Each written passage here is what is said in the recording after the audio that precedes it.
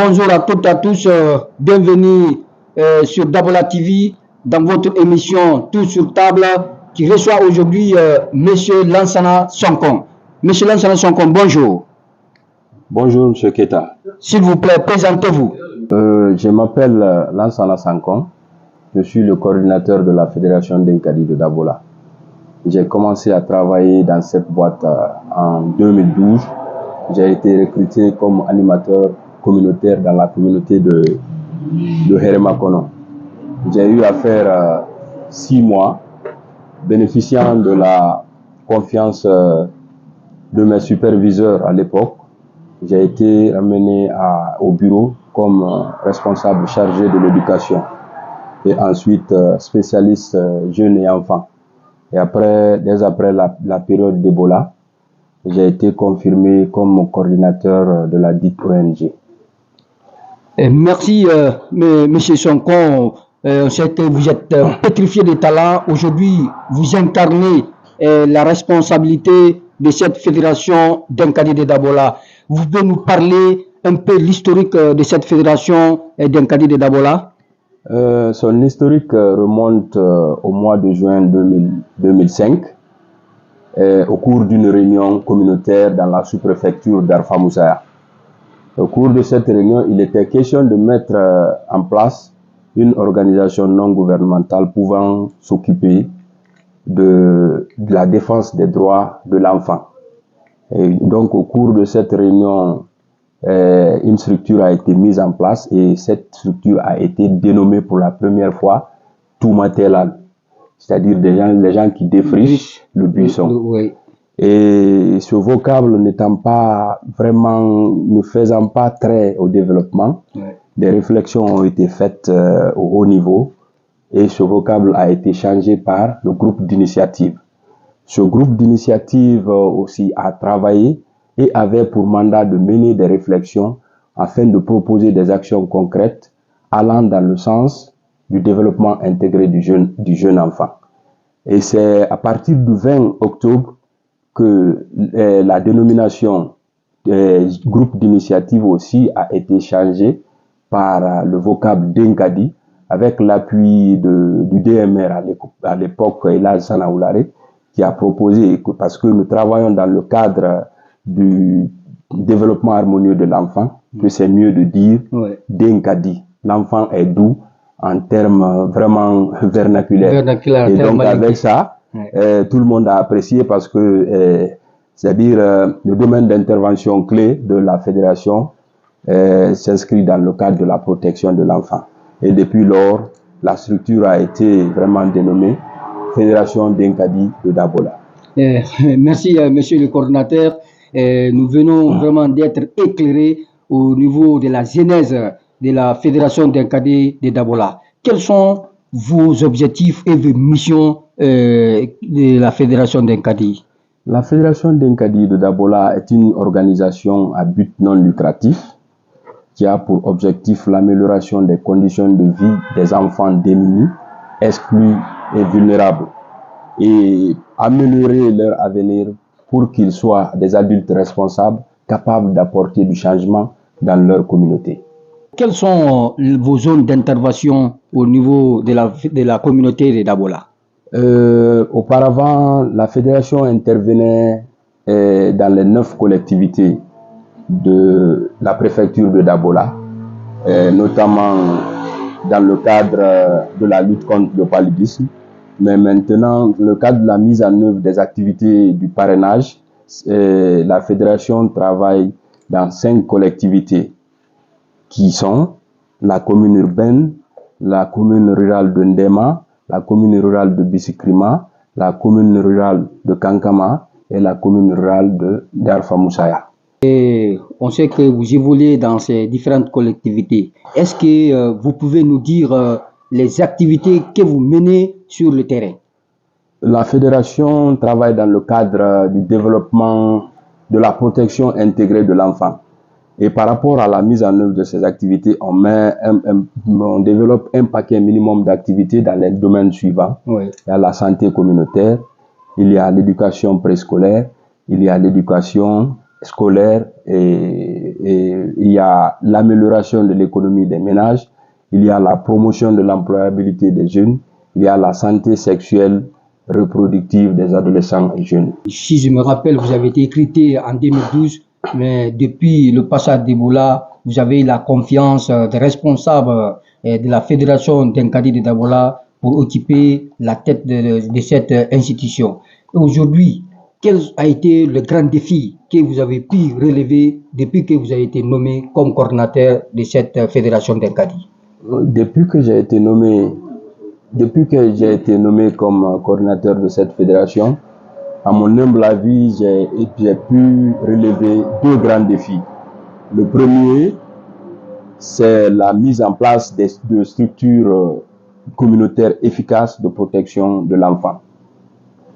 Parce qu'actuellement, dès qu'il y a un problème, un cas de vulnérabilité ou un cas de violation des droits de l'enfant, la fédération est automatiquement alertée.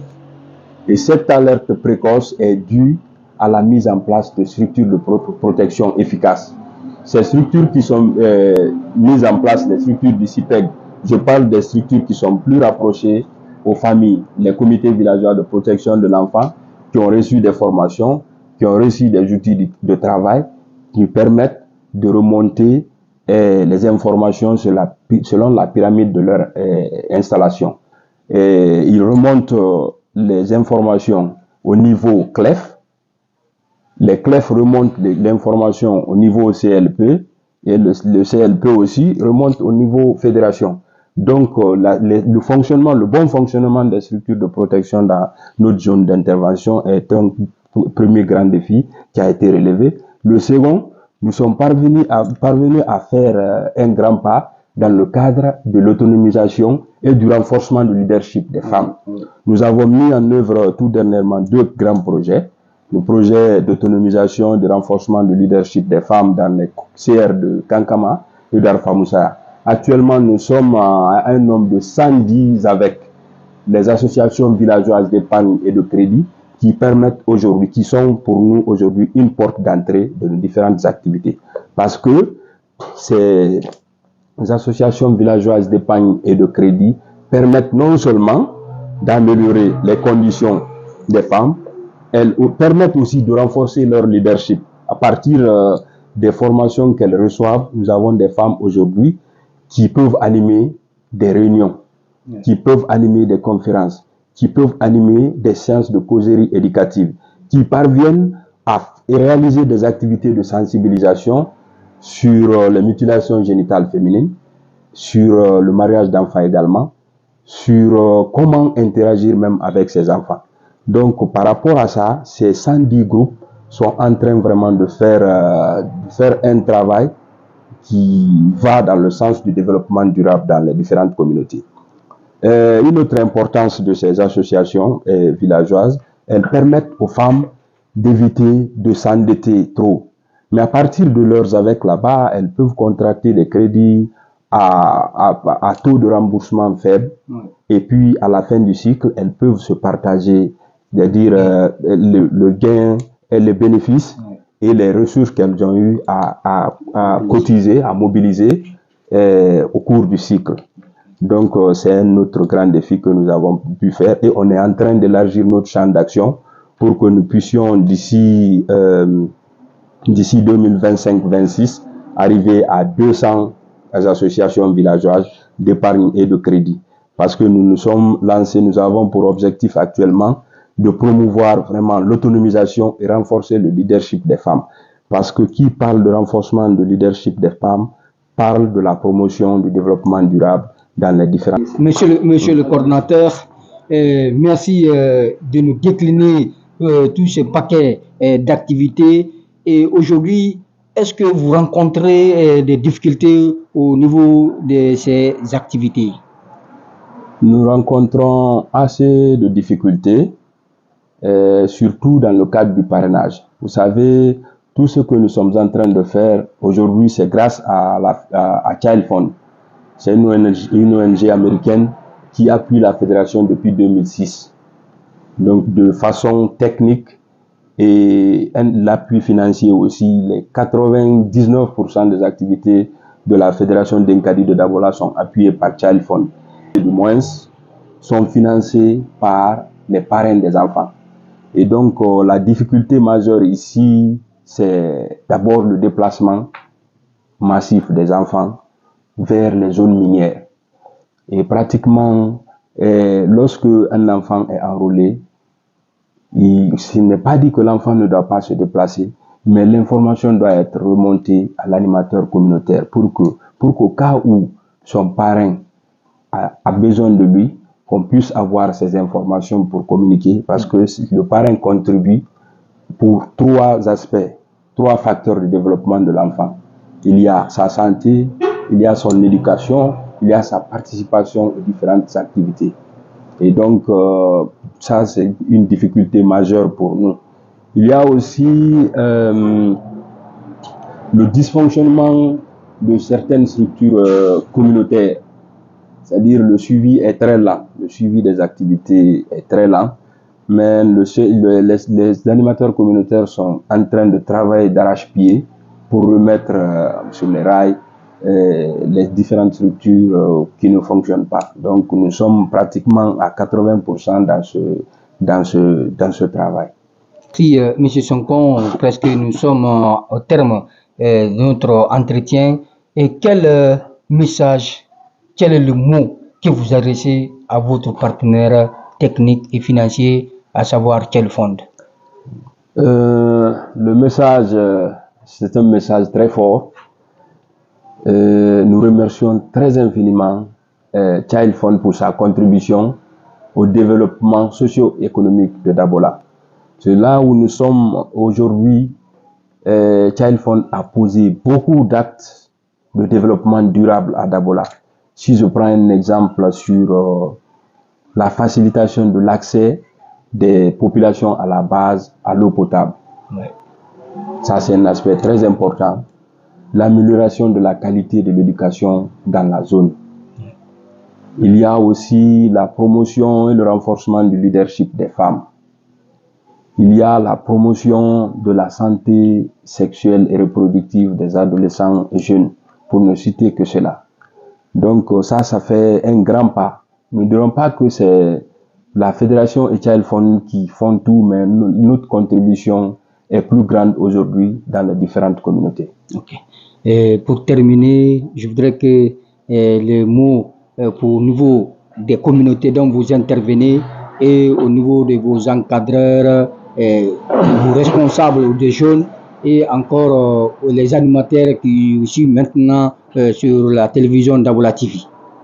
Donc, je remercie très infiniment l'équipe de la fédération parce que grâce à cette équipe, c'est un travail d'équipe, hein, c'est pas une seule personne. Grâce à cette équipe aujourd'hui, nous sommes en train de mettre en œuvre des activités qui sont appréciées partout dans les différentes communautés. Donc, merci à l'équipe de terrain, l'équipe de bureau, les membres du conseil d'administration aussi qui ne cessent de donner des conseils, qui ne cessent d'accroître le suivi pour que les activités se passent dans les conditions normales. Et j'exprime toute ma gratitude aux élus locaux aussi dans les différentes communautés qui nous accompagnent dans la mise en œuvre de nos différentes activités. Parce que quelle que soit notre volonté de bien faire, si nous ne sommes pas accompagnés par ceux qui sont sur le terrain, oui, certainement beaucoup d'activités seront vouées à l'échec. Donc, très grand merci aux élus locaux et aux populations à la base. Merci, M. Sonkon, de votre disponibilité. M. Sonkon, quel est votre petit mot pour la télévision Dabola TV? Je suis vraiment réconforté et très très content de Dabola TV parce que grâce à elle aujourd'hui, beaucoup d'activités des organisations non gouvernementales de Dabola sont vues. Et donc, elle est en train de renforcer très bien la visibilité des activités de la fédération. Et donc, je prie Dieu que Dabola TV continue et qu'elle soit vraiment étendue sur toute la Guinée. Merci. Oui. Merci beaucoup, M. Sonkon. Vous apprêtez à nos questions et à la prochaine, Inch'Allah.